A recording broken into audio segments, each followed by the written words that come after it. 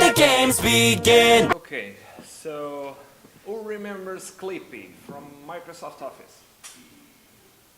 No one? Don't remember? It was an awful experience. Microsoft was forced to give it up, but then later on Rebo Hero 2 came up, and it has the subtitle of Clippy's Second Chance. This was a gamification experience in Microsoft Office where Clippy helped Clippy, and not only Clippy, but helped people learning about Microsoft Office 2007 and 2010 to use Office. No.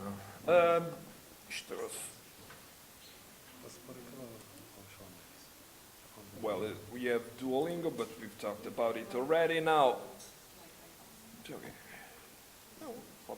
Sim, okay. Yeah. Now, do you know Gardner, the theory of multiple intelligence? I think I do, yeah, like 7. Yeah, 7, then 9. I think the last time I saw it, it was 11 or 12. Yeah, I think I don't know. heard. It's changing. Okay. So, Gardner one day thought about it and said, okay, intelligence is not one thing. It's a lot of things, a lot of kinds of intelligence. People are stronger in some kind of intelligence than another. There are intelligence related to music, and you can watch this in a good musician. It was difficult. Or visual spatial, someone who's very good at sports, has a very good eye-hand coordination. Verbal, linguistic, someone who speaks very well, is naturally good at speaking, at reading, at writing. Logical, mathematical, the more related to the rational intelligence, the intelligence that we normally consider as intelligence. Bodily, kinesthetic, physical, purely physical, body smart, yeah. Interpersonal, the way you have the intelligence related to empathy, the way you interact with other people, that's a kind of intelligence. Intrapersonal, the way you have to know yourself, your intelligence regarding your own person, the way you question yourself, you know yourself. And naturalistic, the way you interact with nature. That's all of it, right? That's the 8, okay. Well, I'm talking about this why? Because the more types of intelligence you can use, the better you can learn something. That's logical. Then we have virtual reality. Virtual reality lets you create simulations very close to reality or not. It depends on your option. Where you can experiment like you were in the real world, but you have some degree of control. So I always give this example. Imagine in physics, studying ballistic. You can shoot a cannon in simulation, no one gets hurt. They can alter the variables, they can watch the results. And it's very easy to control, because if you do it in an open space and shoot a real cannon, first of all, I kind of find it difficult to get a cannon to shoot, but I don't know. And the variables, the wind, everything, the dust in the air, everything affects the trajectory of the bullet.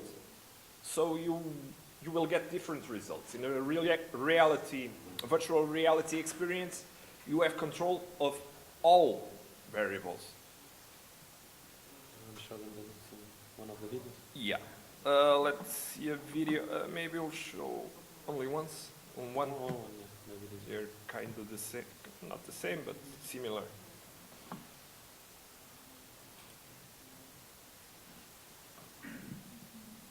For the medical flagship project at the University of Basel, we developed this virtual reality room. What is unique unique about this virtual reality room is that for the first time we provide volume rendered images in real time, which allows surgeons and radiologists to visualize their medical image data sets using volume rendering.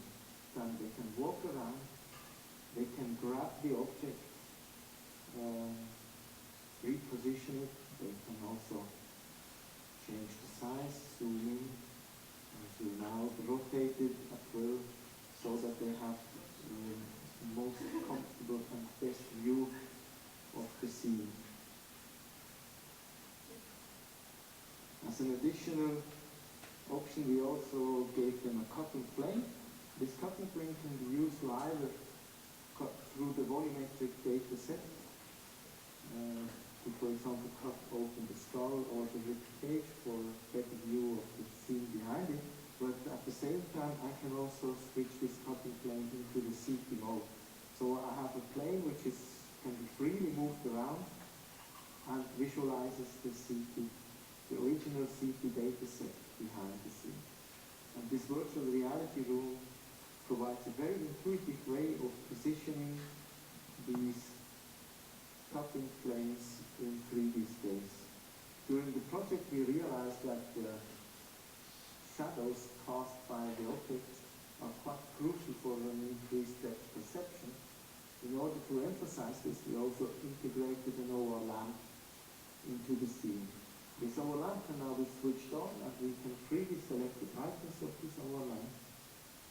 And if we move around this OR lamp, we can see that the shadows cast by, for example, the rib cage continuously change with the motion of the OR lamp.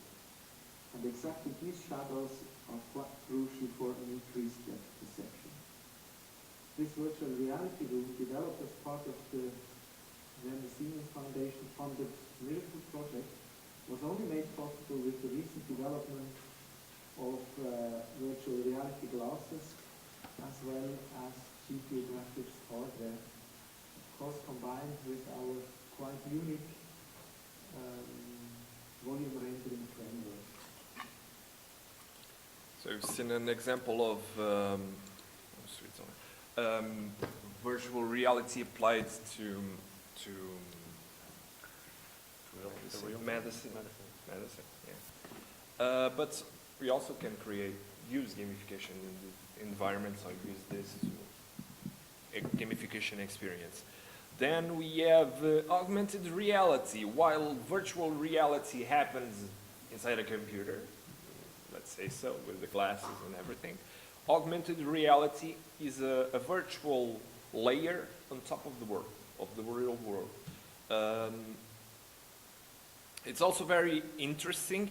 We have two videos of one of the game, Microsoft game, and the other, the other one is an independent video. Someone made a video at a that has a very interesting approach to augmented reality. Maybe we'll show a little bit of the game, then we'll cut and then show the other video. The game just seems kind of fun. What was the net effect of the Niantic project? We crossed a threshold in which global security could be at risk. Encrypted data was the mistake. This is not psychosis or some cognitive break, but an actual takeover of the mind. Much of the public sculpture found in our cities is based on design seeded in the human mind. Certain places have an energy that not only attracts people, but attracts events. The mission of 13 Magnus is to monitor the effects of mind hacking. Obviously, this will be done with the highest of security to make sure that the ideas do not contaminate or threaten humanity. This all leads to Niantic. I know that many tools will be needed to fight this battle. You just have to know where to look and know what to see. Portals emit exotic matter into our world, and that matter has certain effects on our world. I started noticing that there were energy fields, anomalies on Earth all around me. A few of them exhibit properties that are as yet unexplained. I know that there are others out there.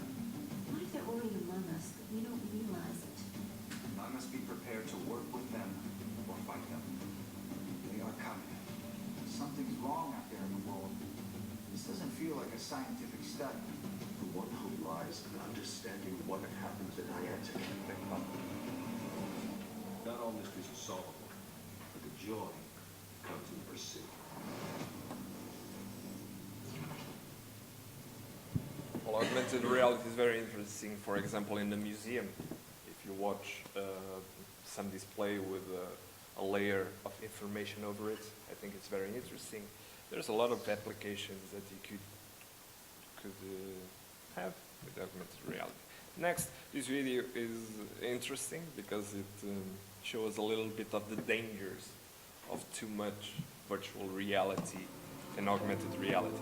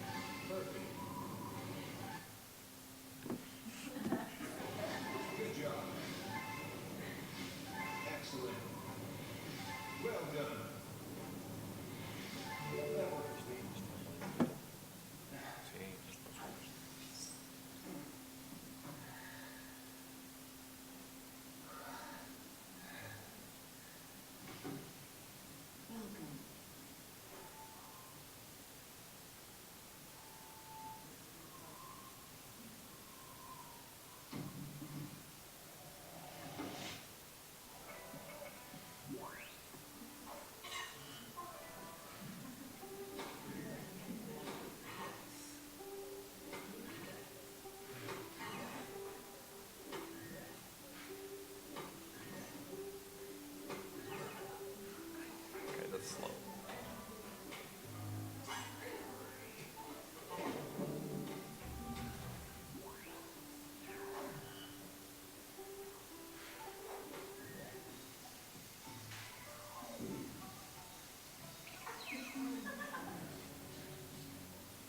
Snail zombies from your backyard.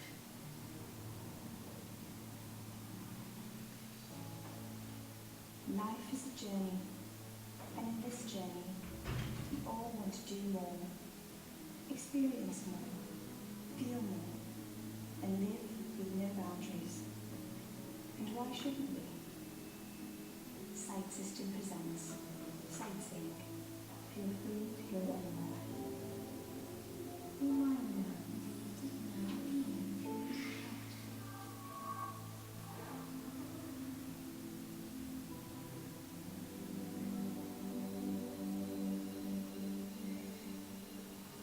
Patrick.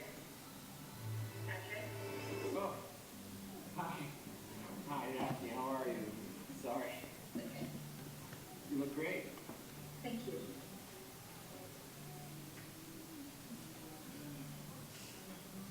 Love your jacket. Thanks. It's a sports jacket, so it's a lot less official than it looks. What do you mean?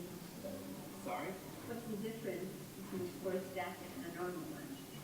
I guess a sports jacket is for people who want to look good even when they're chased by the police.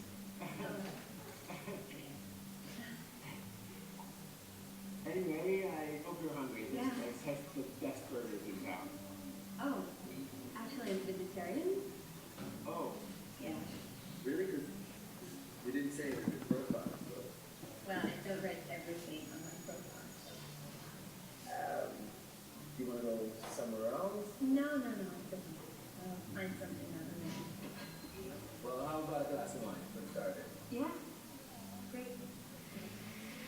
So, are there any other things in your profile that you didn't write about that I should know? Or... Are you scared of jogging by yourself in the city? Not really. Besides, I'm about to hit level 5 and marathon master. Pretty impressive. What is scary though? On the last route, my site crashed. so scary. I didn't see anything. I couldn't find my way home. Site doesn't crash. Well, it did. I was totally lost. I didn't see anything. That doesn't happen since our last pass. Do you work there or something? Really? Yeah, Wow. What do you do there? nothing serious. I'm just a simple engineer. Actually, I read about your company in the news. Is it true that you guys implement stuff and manipulate people's sight? It's just bullshit. But anyway, I don't wanna talk about work. Not when I'm here with such a pretty lady.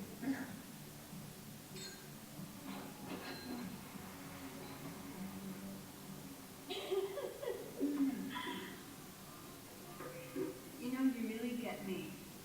You know, I can tell what you're thinking. Really? What? Well, finish their drinks. What are we going to do? How about we go to my place for a nightcap?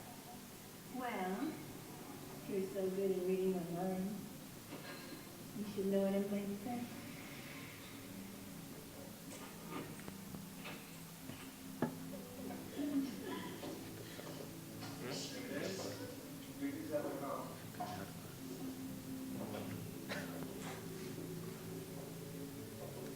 Next place you got here.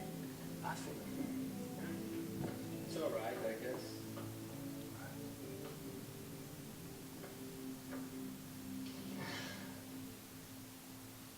A toast for a perfect night.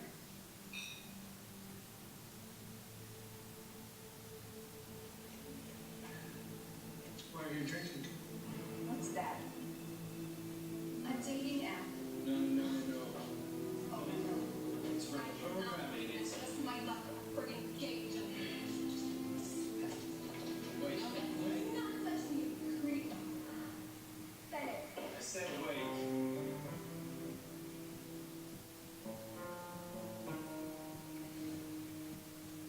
Now let's try this again.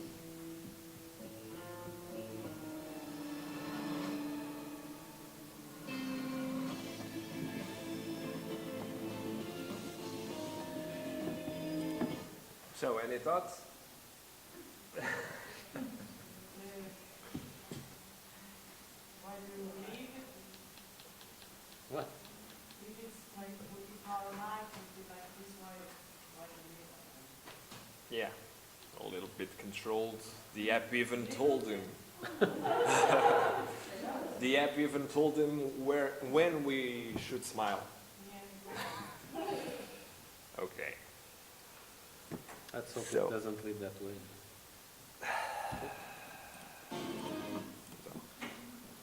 Okay, implementing gamification. I'm going to speed a little bit because this is not that interesting. You talked about some of these things, but okay. Carl Cap. These are some points Carl Cap identified as best practices to implement gamification. So the first step is to introduce success criteria first. You identify it. You set the goals, split them into objectives, and consider what defines them as complete. You have an objective and decide that the objective is ends or in success when certain criteria is fulfilled, met. Yeah. Seriously consider alternatives. You don't have, because gamification can be a good tool, good solution, doesn't mean it's the right solution. Sometimes it's easier to do things other way. If it's easier to do things other way, why make things more complex with gamification?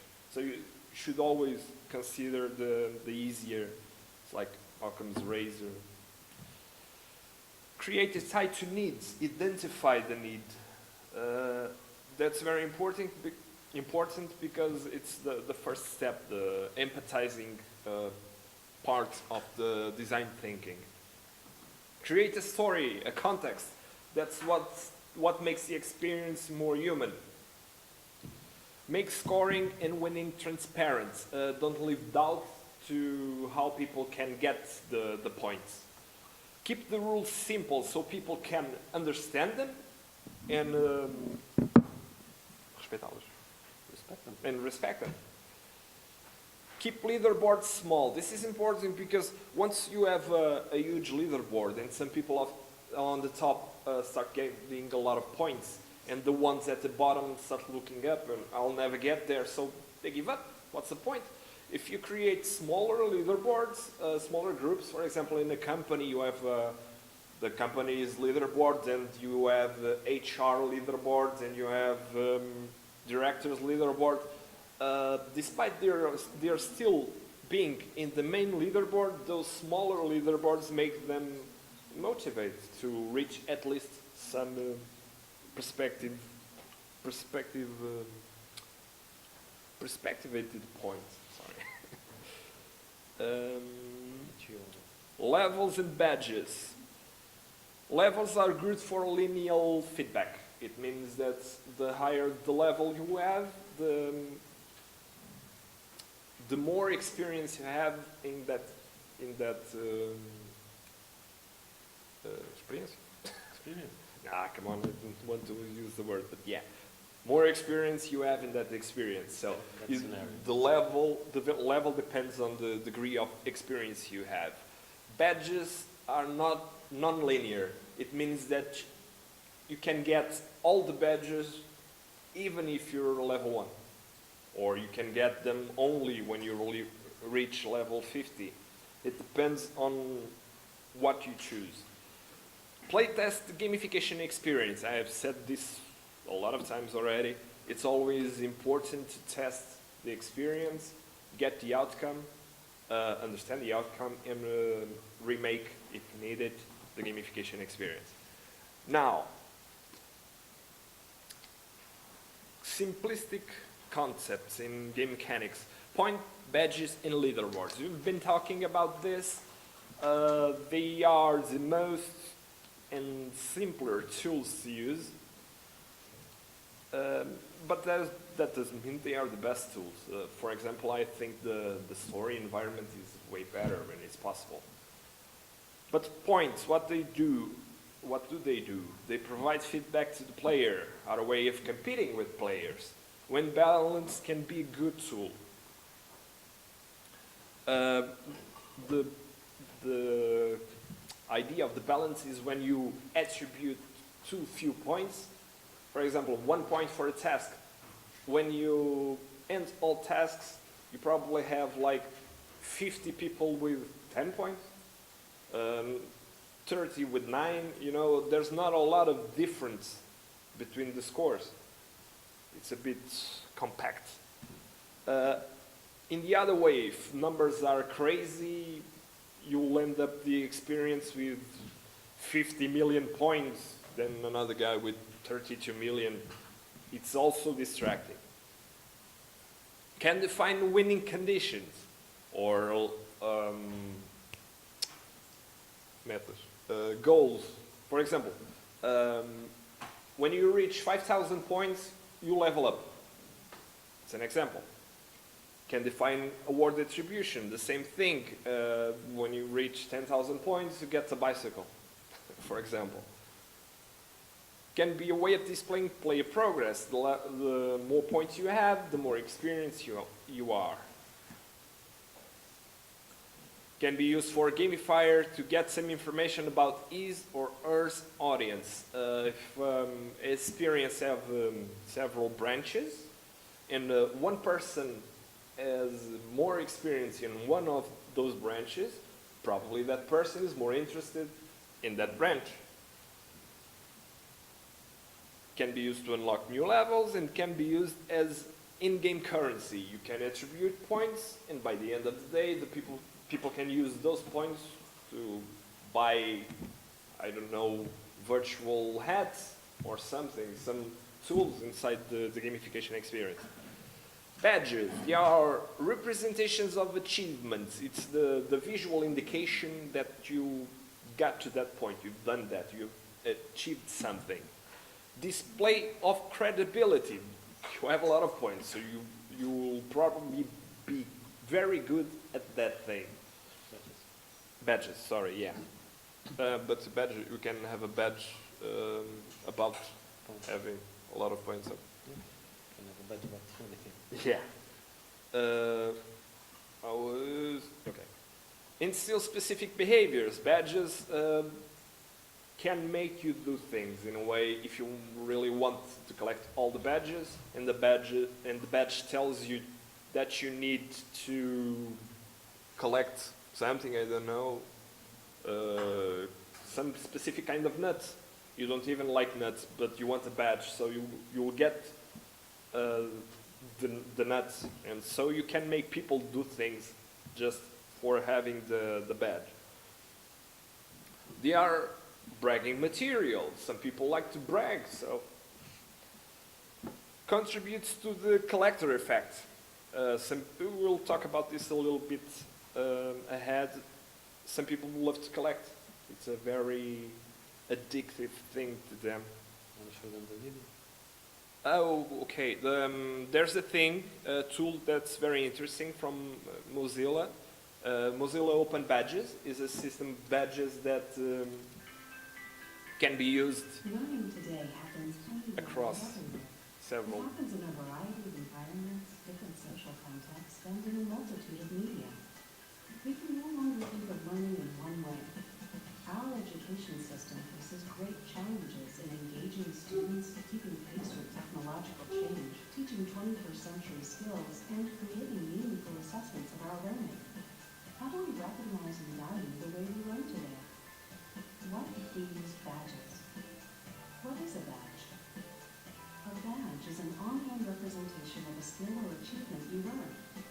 They've been used in gaming and online spaces to motivate behavior, recognize achievement, and establish credibility. What if we used badges for learning? Badges could be created and issued by anyone: schools, online spaces, cultural and civic institutions, community and professional organizations, to represent a limitless set of skills, achievements, and knowledge. Badges could be earned by anyone completing programs or projects or demonstrating specific knowledge, skills, and abilities. Badges could be shared on websites or blogs, social media profiles, online portfolios, and resumes, leading to real opportunities like connecting with potential collaborators, earning skill credit, or getting a job. Mozilla's Open Badges infrastructure provides the software and open technical standard for everyone to earn, issue, and display badges across various contexts, ensuring that everyone gets recognition for the learning that happens anywhere and shares it in the places that matter. So what do badges mean for learning? Badges let us see that learning goes beyond classrooms. Skills like creativity and collaboration and passionate interests become as important as subjects like math and science. Badges show our learning is more than a collection of test scores and grades, but as learning pathways rich with detail and information. This allows learners to guide their own learning, teachers to better engage students, and employers to find the unique talents and skill sets they need. Badges cultivate social and connected learning where learning happens through sharing. They let learning be recognized and transferred across different spaces and learning environments. Badges make learning more adaptable to change and open to innovation. And most importantly, badges make learning a lifelong pursuit. By letting us recognize the learning that happens anywhere and share it in the places that matter, badges cultivate values of openness. That's very addictive. People start to live the experience. It's their experience. It's a part of them that there's there. Ask any good writer. Actually, Paul is a writer of short stories. He doesn't tell me what the pen names are. I don't know any of his books. Yeah, I think he's shy, so. Tomorrow you will be alone. I have some classes to teach. It will be him explaining. There's a part about the story. I think he's the best person to talk about that part, seeing he's a writer. I've never finished the book, so I'm not a writer. Okay, fair enough. My favorite quote about writing is, a writer writes. I don't write, I'm not a writer. No, you don't publish. I've never finished the book, so. Well, the content is over, now we have a Kahoot. Yeah. A group Kahoot. Yeah, group Kahoot. Now, we haven't tried this before.